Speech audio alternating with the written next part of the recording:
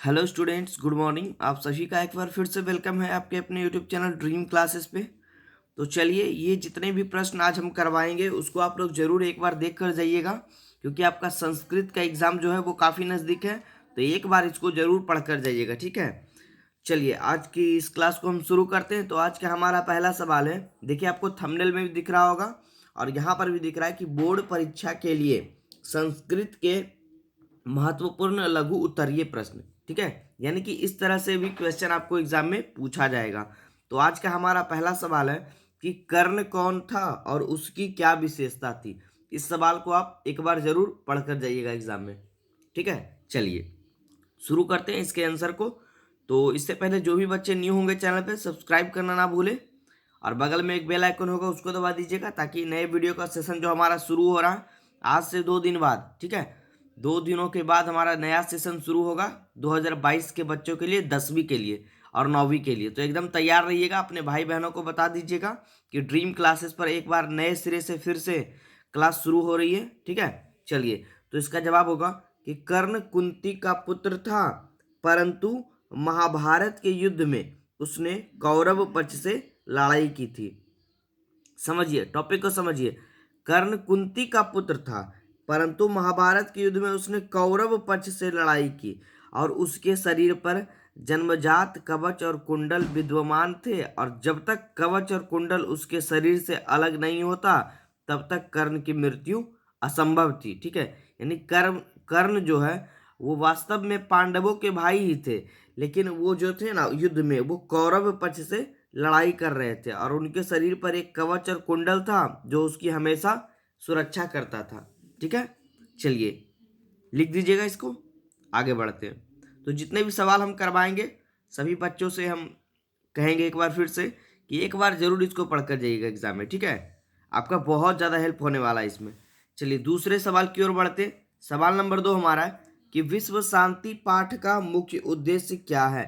इसको भी पढ़ लीजिएगा। सवाल हमारा क्या है, विश्व शांति पाठ का मुख्य उद्देश्य क्या है। इसका जवाब होगा कि विश्व शांति पाठ का मुख्य उद्देश्य है कि शांति से ही विश्व का कल्याण होगा और द्वेष, असहिष्णुता, अविश्वास, असंतोष और स्वार्थादि अनेक अवगुणों के कारण इस समय संसार में अशांति है, और शांति भारतीय दर्शन का मूल तत्व है और यह शांति धर्ममूलक है। और इस पाठ का मुख्य उद्देश्य दया, परोपकार, मित्रता भाव से शांति स्थापित कराना भी है, ठीक है।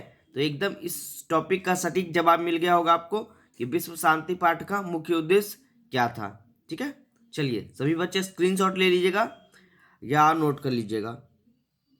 आगे बढ़ते हैं सवाल नंबर तीसरे की ओर। तो 5 से 6 सवाल आज हम लोग पढ़ेंगे इस टॉपिक में, फिर अगले टॉपिक में 5-6 सवाल पढ़ लेंगे।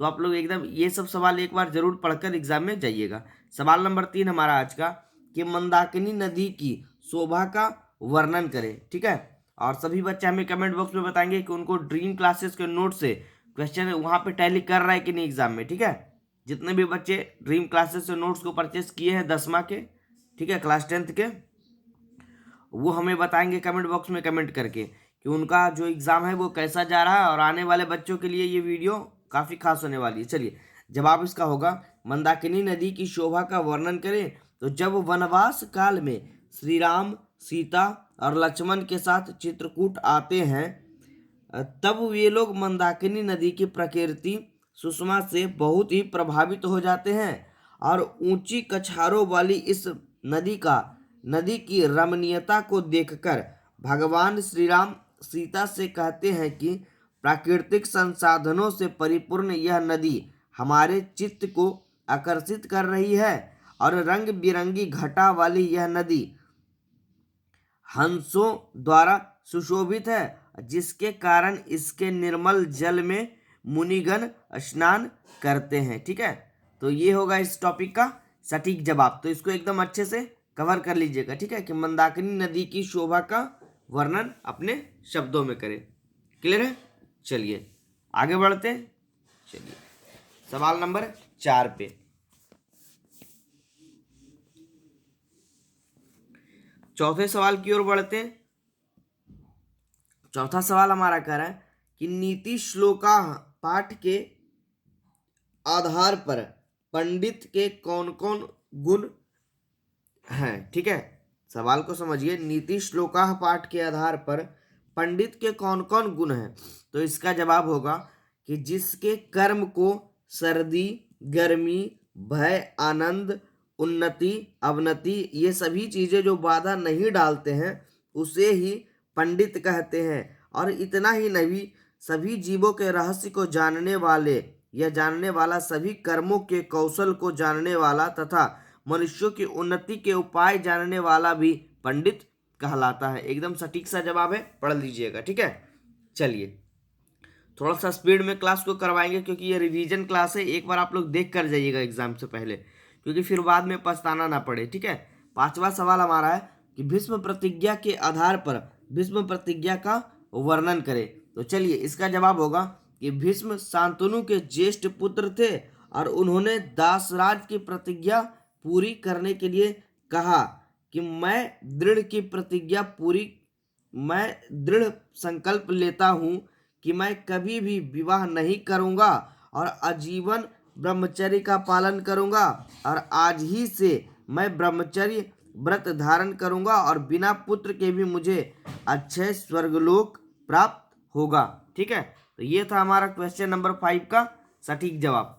आगे बढ़ते हैं सवाल नंबर 6 पे।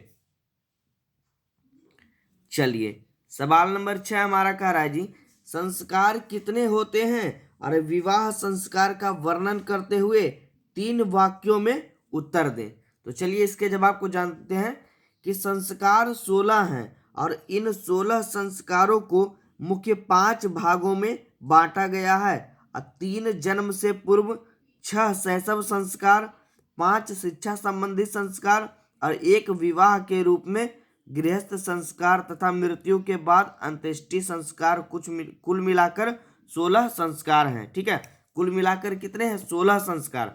और ये देखिए, विवाह संस्कार से ही लोग गृहस्थ जीवन में प्रवेश करते हैं और विवाह को एक पवित्र संस्कार माना गया है जिसमें अनेक प्रकार, यहाँ पे देखिए थोड़ा सा दिख रहा होगा आपको, जिसमें अनेक प्रकार के कर्म कांड होते हैं, जैसे वागदान, मंडप निर्माण, वधू के घर में वर पक्ष का स्वागत, कन्यादान और ये सभी। ये देखिए थोड़ा सा और बचा है, वर वधू का परस्पर निरीक्षण और अग्नि स्थापना, लाजा होम, सिंदूर दान इत्यादि कई कर्मकांड इसमें शामिल है। ठीक है, चलिए और आज का अंतिम सवाल, इसको भी हम लोग देख लेते हैं थोड़ा सा, इसको एकदम अच्छे से पढ़ के जाइएगा। सवाल नंबर 7 को कह रहा है, आलस कथा पाठ से क्या शिक्षा मिलती है?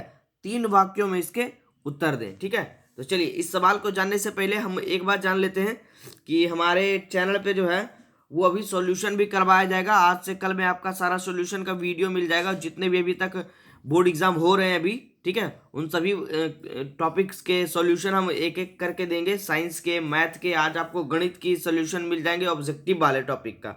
तो एकदम देखना ना भूले और ज़्यादा से ज़्यादा अपने भाइयों बहनों के पास शेयर कर दीजिएगा, क्योंकि उनका सॉल्यूशन देख लेंगे वो कि उनका कितना क्वेश्चन जो है एग्जाम में सही गया है। ठीक है, चलिए इसका जवाब क्या होगा? आलस कथा पाठ के लेखक विद्यापति ने अपने विचार को स्पष्ट करते हुए कहा या कहते हैं कि आलसी व्यक्ति बिना परिश्रम किए हुए जीवन व्यतीत करना चाहता है और कारुणिक व्यक्ति के बिना वह अपने को मौत से भी नहीं बचा पाता है, अतः आलस्य शत्रु के समान होता है। ठीक है, तो ये था हमारे आज के 7 सवालों का सुपर सॉल्यूशन। तो आप लोग सारे बच्चे जितने भी इस बार बोर्ड एग्जाम में प्रवेश करने वाले हैं, 7 सवालों को एक बार जरूर देख कर जाइएगा, बाद में पछताना ना पड़े। ठीक है, और फिर मिलते हैं अगले टॉपिक में, अगले क्लास के साथ। बने रहिए आप लोग ड्रीम क्लासेस के साथ और चैनल को सब्सक्राइब करना ना भूलें। ठीक है।